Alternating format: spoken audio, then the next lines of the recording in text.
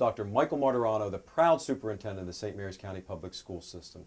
And today I'm very happy to be able to come to you from the superintendent's office, where we are highlighting students and staff and community members in our show entitled The Superintendent Spotlight. Today I have the wonderful privilege and honor to interview someone who's very important in our school system, Mr. Michael Wyant, who is our Director of Safety and Security. Mike, good afternoon. Good afternoon. Good to see you, Yes, and delighted that you're here today. Yeah. I want to have a conversation with you about the importance of your position. As I know and as you know, and I don't think our community knows, it wasn't too long ago that the St. Mary's County Public School System did not have a singular position devoted to safety and security.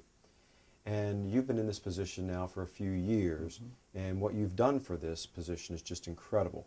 Tell us a little bit about your background and your position, if you would, and as we weave that into the importance of having safe schools in our community. Sure, absolutely. Well, as you know, I come to St. Mary's County Public Schools with 26 years in law enforcement.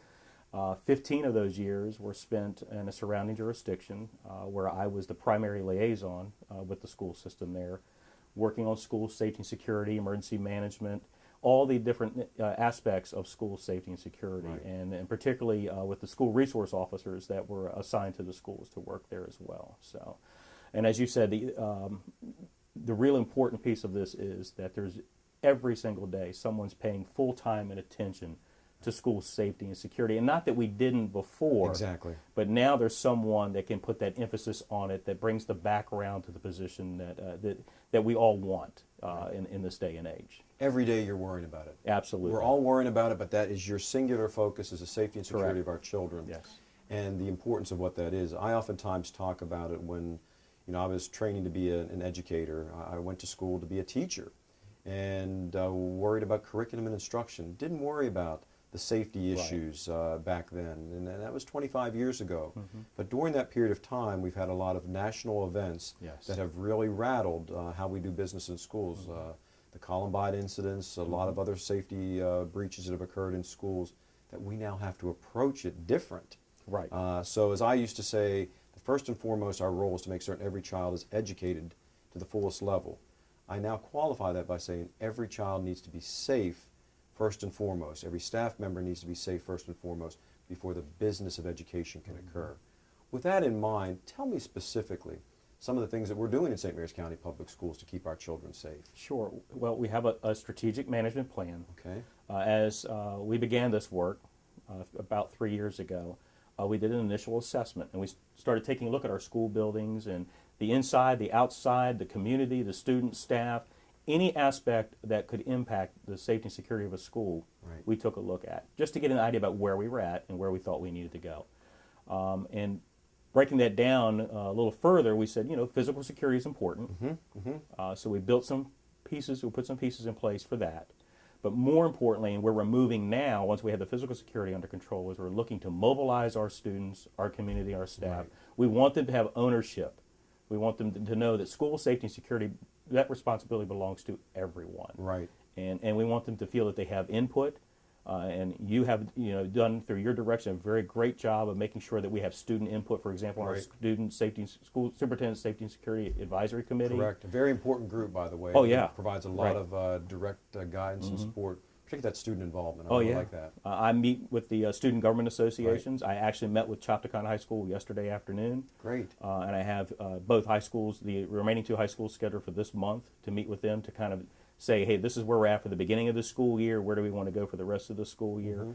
So putting all that together, we looked at, okay, we have some priorities for physical security, which dealt with the locks, the doors, security vestibules, a project that was already started before I arrived, making sure that there's always one way in and one way out of every school.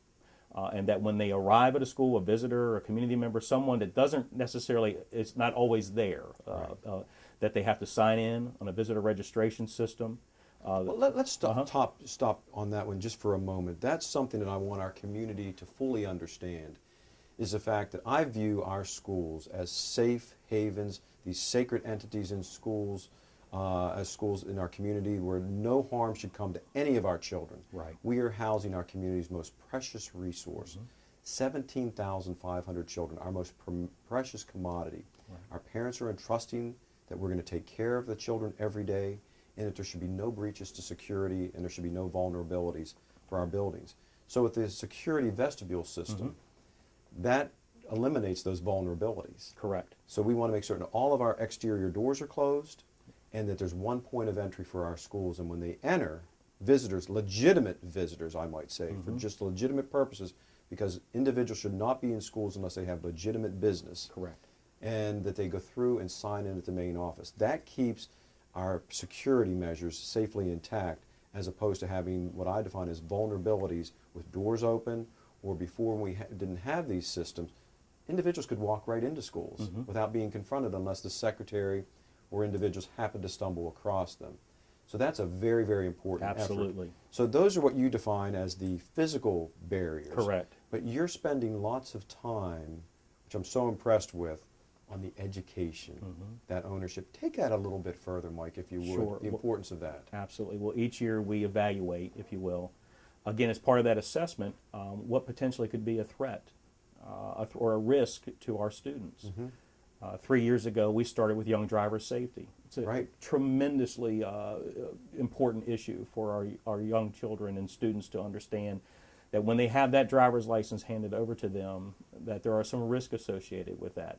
And the national data bears out that, in fact, that is one of the primary reasons that our young people are dying today in this nation. Very unfortunate. So we started that 3 years ago, and it's embraced, and again, getting that student involvement. That there's a student contract, a safe driving contract that they're asked to sign, signed by their parents, signed by their school administrator. Right. They see the school resource officers, not just going to driver education program and getting a license. Now, before we give them a school parking permit, There it is. they have to go and attend a 30-minute class with our school resource officer that talks about more emphasis on those high-risk driving behaviors. You know, using the cell phone, which is now prohibited by law. Right. Severe weather, snow driving, those kinds of things. That rain plays a, paying attention. When you have your friends in the car with you, those kinds of things. Passengers in the car. All the reasons that we know that accidents occur while young people are driving. So they're really getting an emphasis on that. See, and this is not punitive. This is to raise awareness for that level of responsibility to keep our children safe on the road. Absolutely. And that's been received very well, because we have that golden nugget, that parking pass. Oh, yeah. And we need to remind our young people that that is a real privilege to have that. And that if there are any offenses, we will remove that. And ultimately, not punitive, but to keep the child, the student, young person safe. And the parents have been very supportive in that as well. But it's this whole issue that I know you talk about this often, that we can put in all these elaborate technology pieces and enhancements and cameras and whatever it may be. But if the individual is not policing their own environment, or if they see somebody in the building who shouldn't be there, or if they see an adult in the building who doesn't have an ID, because we all have staff IDs, or if they don't have a visitor's pass, they should be reporting that to the main office. Absolutely. If parents know of anything that's going to occur, we need to know that. Right. Talk about the importance of getting information from our community to keep our schools safe, and the need for that two-way communication. Absolutely. It is so critical. And again, that's why the emphasis now is, now that we have that physical security, we think, in pretty good hands, where it's under control. Right.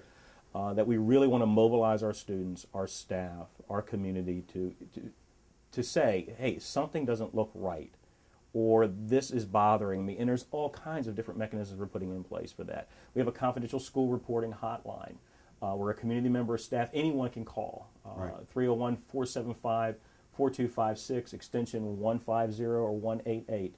You can report anonymously any information. We don't want your name, but we want to know the information.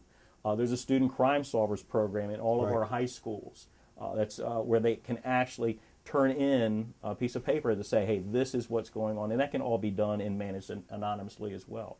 In fact, that's what I was talking to the Chopticon High School students about yesterday, is give us more about how we can reach out to you to create those bridges, if you will, into giving us the information. Because that's really what it is all about. At the end of the day, we're going to prevent bad things from happening in our school if community and students, staff, whoever, feel that they have a way to report that and comfortably report what's going on, so we can stay on top. You and I can stay on top Absolutely. of what's going on in the school system. And it's everybody's business. Absolutely. The safety of our children is everybody's business. And when you think about what I talked about, 17,500 students housed in our buildings every day to receive an education.